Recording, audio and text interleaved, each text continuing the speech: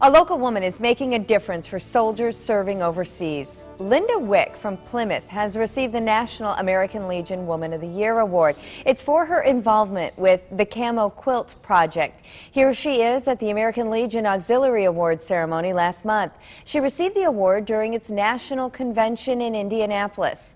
The Camo Quilt Project started in 2006 when her son-in-law asked her to make him a quilt before he was deployed to Iraq. Since then, more than 17,000 quilts have been sent to troops in Iraq and Afghanistan. One of the requests came from Staff Sergeant Amy Kruger of Kiel, who asked for quilts for her unit before she was gunned down in a shooting rampage at Fort Hood in 2009. In today's Flashback Friday, Fox 11's Kristen Crowley takes a look at how an army of volunteers filled the order.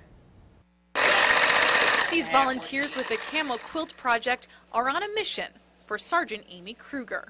She had originally received a quilt from me, and she sent a thank you. On September 29th, Sergeant Kruger followed that thank you with a request for 45 of these quilts for her unit. Project coordinator Linda Wick and her husband Dwayne Wick say it is a useful item Kruger wanted everyone to have. Some of them say they use them to throw over the top of their vehicle when it heats up in the hot sun and keep themselves from burning. But Kruger's request was a difficult one. Camo Quilt is already behind more than 200 requests for other soldiers. Making 45 blankets before Kruger's unit is deployed overseas in December would be impossible with only a few volunteers. But Linda Wick says when news of Kruger's death arrived, hundreds of volunteers stepped up. Got people all the way from south of Milwaukee to Madison.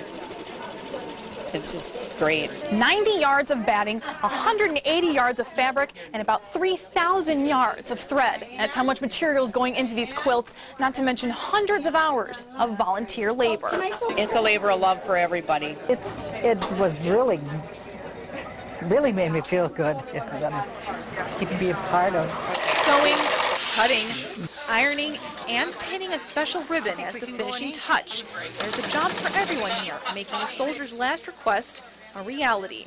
Kruger's family members say they are deeply touched by the quick response from the community. It's so special seeing all the volunteers that are here. There's a lot of love going into everything that's here. It's another act of kindness showing a small community pulling together in a big way, honoring someone these people say was larger than life. In Plymouth, Kristen Crowley, Fox 11 News.